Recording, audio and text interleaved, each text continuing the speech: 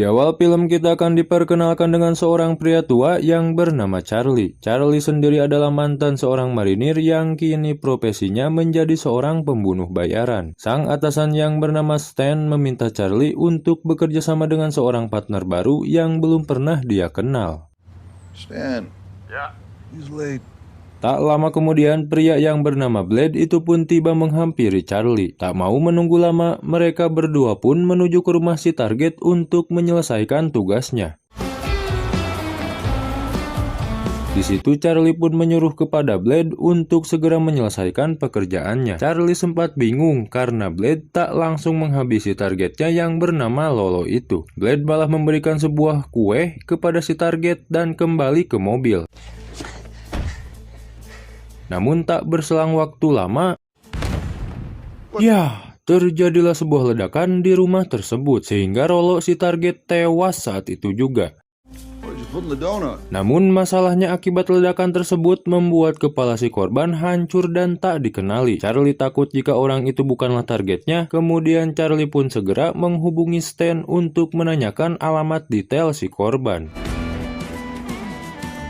Kemudian Charlie menemui mantan istri Rolo yang bernama Mercy. Dari percakapan di antara mereka, mantan istrinya mengatakan jika Rolo memang tidak disukai banyak orang. Hingga Mercy tak heran jika Rolo telah tewas terbunuh. Menyadari Mercy juga tidak menyukai Rolo, Charlie kemudian menawarkan imbalan $5.000 jika Mercy bersedia menemaninya menemui Begar untuk mengkonfirmasi tubuh Rolo yang mereka simpan di dalam bagasi. Rolo is indeed Rolo. Mercy yang tak mau terlibat jauh pun mengatakan jika Rolo memiliki sebuah tato di bagian bokong yang mirip dengan tato miliknya. Setelah mengecek tubuh Rolo di dalam bagasi, Blade menodongkan pistolnya dan mengambil alih pekerjaan Charlie untuk mengantarkan mayat Rolo ke Begar klien mereka. Tanpa memperdulikan jika sebelumnya mereka berdua bekerja sama untuk Stan. Namun ketika membawa mobilnya, Blade bertingkah mincrak alias ceroboh hingga ia tak sengaja menembak dirinya dengan pistolnya. Merasa situasi sangat kacau sebab mayat Rolo yang tak berkepala pun kini malah terbakar, membuat Charlie pusing dan memutar otak untuk mengakalinya. Charlie kemudian menyuruh Mercy untuk menghubungi saudaranya yang bekerja sebagai tukang tato untuk mentato mayat Blade dengan tato yang mirip dengan Rolo dan akan menyerahkan mayat Blade sebagai gantinya. The tattoo artist, maybe he could,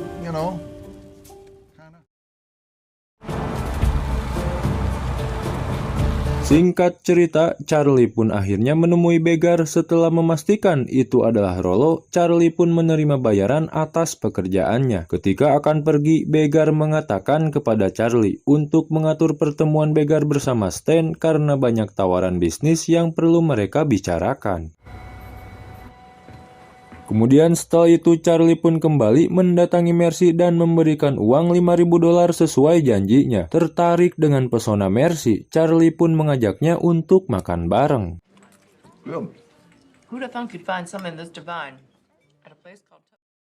Di keesokan harinya terlihat Charlie yang tengah berkumpul dengan rekan-rekannya yang sama-sama bekerja untuk Stan. Benny bekerja mengurus klub hiburan milik Stan dengan istrinya yang bernama Celine. Tony mengurusi semua operasi judi milik Stan. Paul bekerja sebagai supir dan Charlie sendiri bekerja sebagai pembunuh bayaran. Beberapa saat kemudian terlihat Charlie dan Stan yang tengah mengobrol. Di situ Charlie menyampaikan pesan dari Begar yang ingin mengajak Stan bertemu. Lalu Stan mengatakan bahwa ia tak ingin berbisnis dengan Begar karena Stan tahu bahwa Begar bukanlah orang yang baik, jujur, adil, dan menepati janji. Stay away from that bum. Ketika Charlie pulang ke rumahnya, tiba-tiba dua orang suruhan Begar datang menyelinap masuk ke dalam rumah Charlie dan akan menghabisinya, namun tiba-tiba...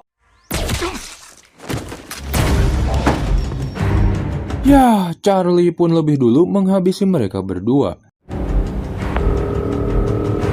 Setelah itu Charlie menghubungi Benny untuk memperingatkan rekan-rekannya di kasino agar mereka bersiap karena begar mulai beraksi dan mengancam mereka. Saat sedang menuju kasino, Charlie sempat berpapasan dengan para anak buah begar. Sesampainya di sana, Charlie menemukan semua rekannya telah tewas terbunuh. Melihat hal itu, Charlie pun muak dan tak bisa tinggal diam.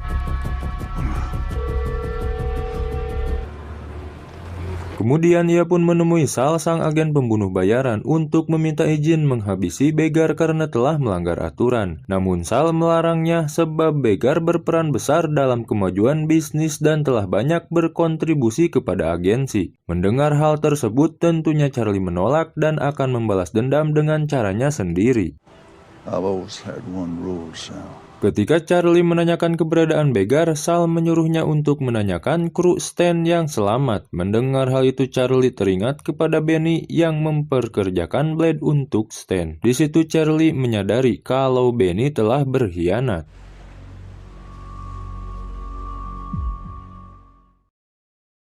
Kemudian setelah itu Charlie pun langsung menuju ke rumah Benny dan menanyakan keberadaan Benny sekarang kepada Celine, istrinya. Setelah mendapatkan informasi dari Celine, istrinya Benny, Charlie pun kemudian menuju kasino Stan yang telah diambil alih oleh begar. Setibanya di sana, Charlie memberi tip untuk pulang lebih awal kepada penjaga kenalannya. Kemudian setelah itu ia masuk dengan santai ke ruangan Benny. Yah, tanpa banyak tingkah, Charlie langsung menghabisi Benny sampai tewas saat itu juga. Telling me. Dan setelah itu Charlie pun menghabisi semua anak buah begar yang ada di sana.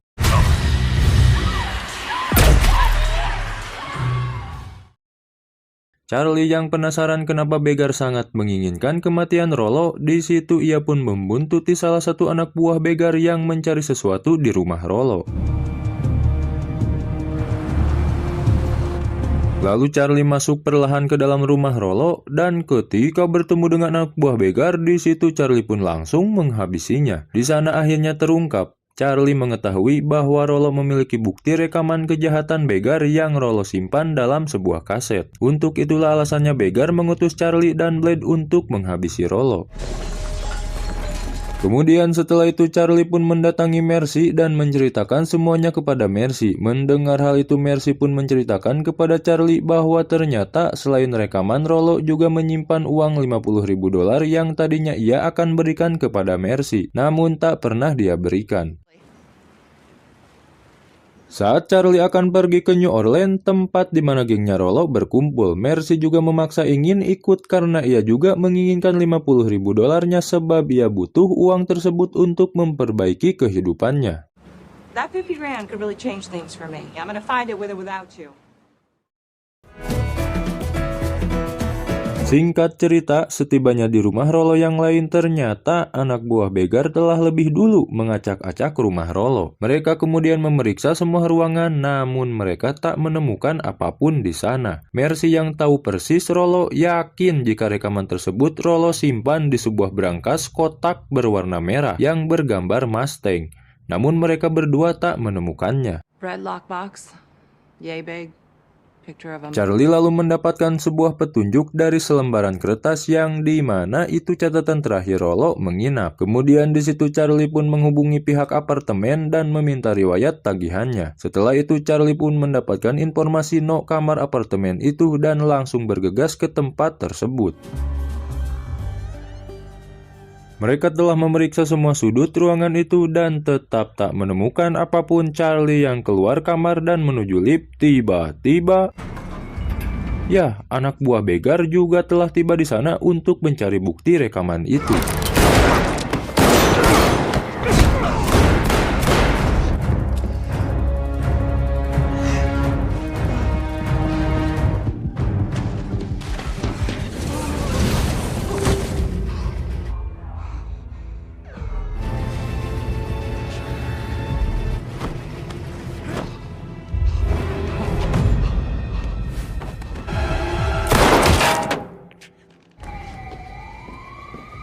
Meski sempat tertembak, beruntung Charlie masih di tangtayungan alias selamat.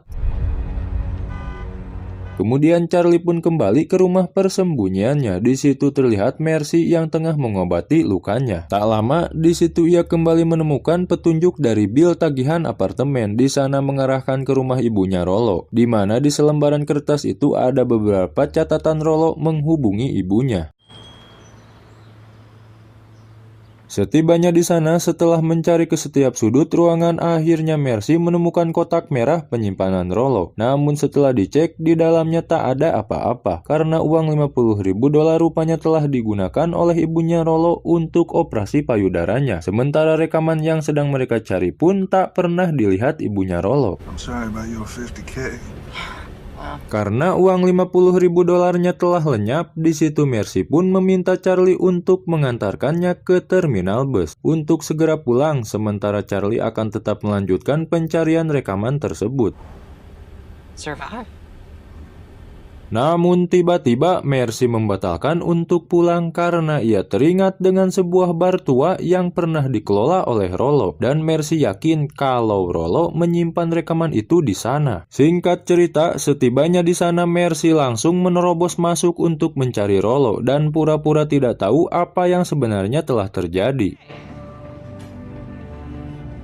Dan tak lama kemudian Mercy pun berhasil menemukan kaset bukti rekaman itu. Namun tiba-tiba datang anak buah begar yang menahannya. Beruntung Charlie datang di waktu yang tepat dan langsung menyelamatkan Mercy. Kemudian di situ Mercy pun memberikan kaset rekaman tersebut kepada Charlie. Namun tak lama dari itu anak buah begar yang lain datang dengan langsung menodongkan pistol ke kepala Charlie. Dan Charlie pun berhasil ditahan oleh orang tersebut.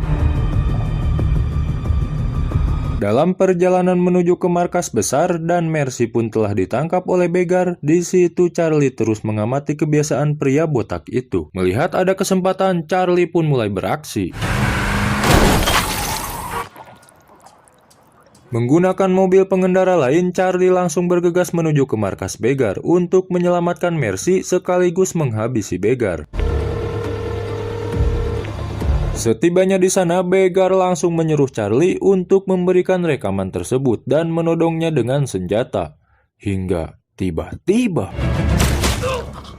ya, begar pun tertembak entah oleh siapa. Yang jelas si begar langsung tewas di situ. Dan ternyata Charlie telah menunjukkan rekaman ini kepada Sal, di mana selama ini begar telah berkhianat dan melaporkan Sal kepada FBI dengan tujuan menggantikan Sal sebagai pimpinan agensi. Oh, nobody. Di akhir film kita akan diperlihatkan dengan Stan yang masih hidup karena sebelumnya Charlie sudah memindahkannya ke tempat yang lebih aman. Sementara itu Charlie dan Mercy menikah dan pindah ke Italia untuk memulai kehidupan baru mereka di sana. Oh, I forgot to tell you. The museum